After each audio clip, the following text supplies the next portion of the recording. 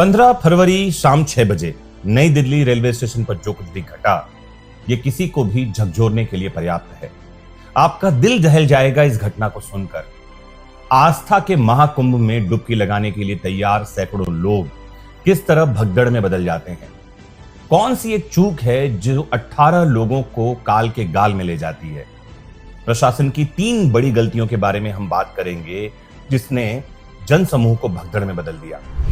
किस तरह से लोग एक दूसरे के पैरों के तले कुचले गए और किस तरह से सरकार अपनी नाकामियों पर पर्दा डालने में लगी रही। आज के इस लेक्चर में हम बात करने वाले हैं 15 फरवरी अभी हाल ही में शाम 6 बजे नई दिल्ली रेलवे स्टेशन पर घटने वाली दुर्घटना के बारे में। 6 टिकट कंफर्म है लेकिन चढ़ने तक नहीं दे रहा है, कोई व्यवस्था नहीं है यहाँ पे। एसी बोगी है, थर्ड एसी का ये हाल है। 90% विदाउट टिकट है। मैं नेपाल से हूँ, मेरा टिकट है सर। ये एक ऐसी घटना है जो किसी का भी दिल दहलाने के लिए पर्याप्त है। हमारी संवेदना हर उस एक परिवार के साथ है जिसने अपने प्रियजन को खोया है।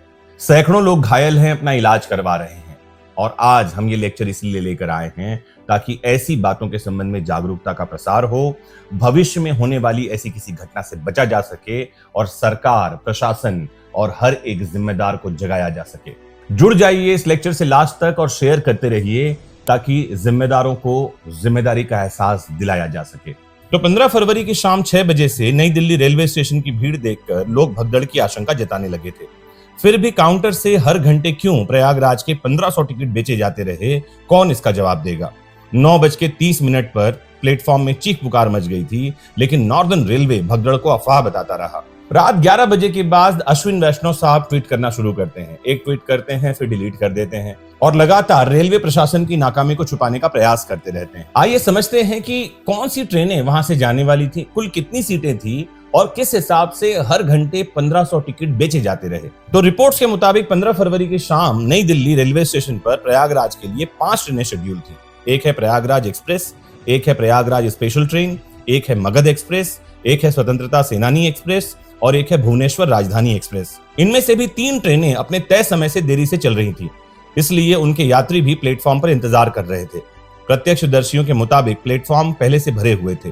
शुरुआती जांच में सामने आया कि इतनी भीड़ के बावजूद काउंटर से हर घंटे प्रयागराज के 1500 टिकट बेचे जाते रहे। आपको यह बता दूं कि प्रयागराज एक्सप्रेस ट्रेन में जनरल के कुल 2 कोच थे, यानी इसमें ज्यादा से ज्यादा 250 यात्री आ सकते थे।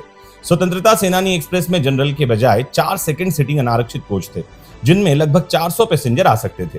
मगध एक्सप्रेस में जनरल के 2 डिब्बे थे, लगभग 250 यात्री और काउंट कर लीजिए। भुवनेश्वर नई दिल्ली राजधानी एक्सप्रेस में जनरल डिब्बा होता ही नहीं है, यानी प्रयागराज के लिए शेड्यूल सभी ट्रेनों को कुल मिलाकर देखें तो 900 के आसपास सीट जो है वो मिलते हैं। ऐसे में सवाल उठता है कि हर घंटे 1500 जनरल के टिकट कैसे जारी किए गए, कौन है इस लापरवाही का जिम्मेदार। दूसरी सबसे बड़ी समस्या ये हुई कि भीड़ बढ़ने का अंदेशा था।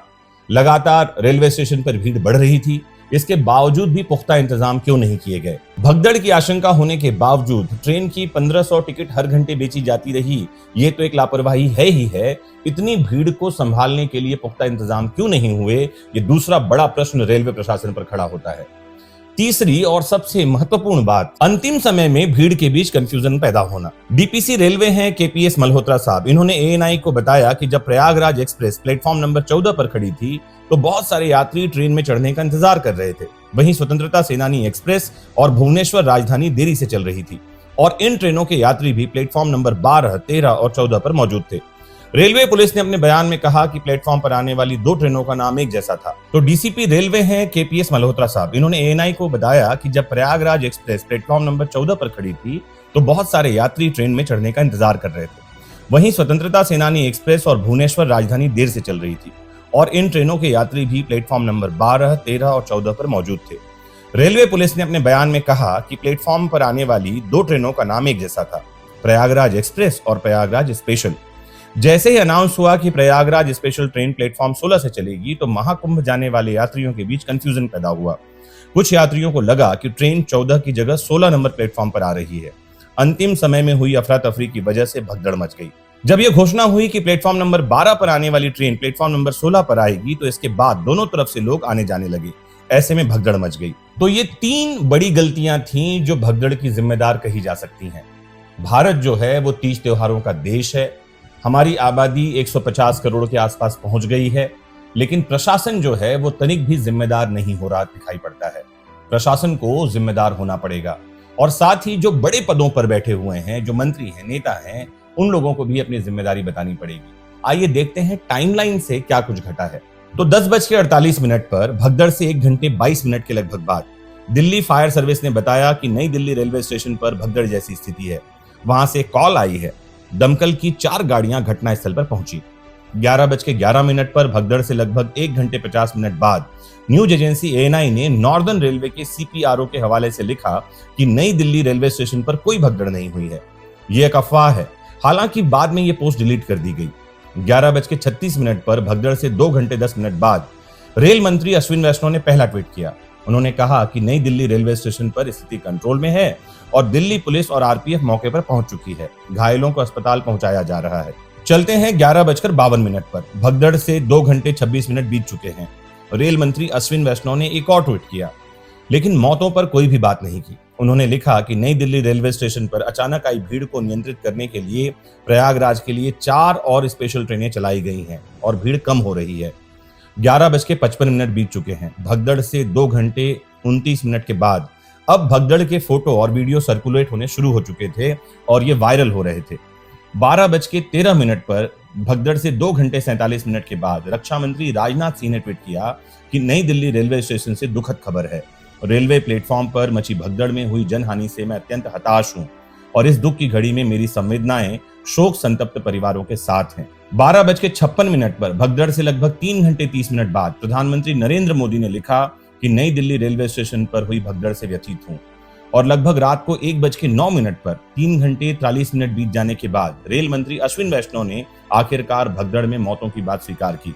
तो लगभग 18 लोगों के मौत की खबर है और सैकड़ों की संख्या में लोग घायल हैं। कौन है इस मौत का जिम्मेदार? किसी को भी जिम्मेदार ठहराने से पहले हमें अंतरात्मा में भी झांकना होगा। प्रशासन, रेलवे प्रशासन, साधारण प्रशासन, सामान्य प्रशासन, इन सबके साथ बड़े पदों पर बैठे लोगों को भी जिम्मेदार बनना होगा। आइए आप और हम अपनी जिम्मेदारी निभाते हैं, लोगों को जागरूक करते हैं, तथ्य को सही तरीके से लोगों तक पहुंचाते हैं। और महत्वपूर्ण बहुत है कि जुड़े रहना है आपको अपने फेवरेट प्लेटफॉर्म वैदिक शिक्षा से, ताकि देश दुनिया में घटने वाली ऐसी घटनाओं की सही जानकारी, तथ्यपरक जानकारी आप तक सीधे पहुंच सके। नमस्कार, जय हिंद।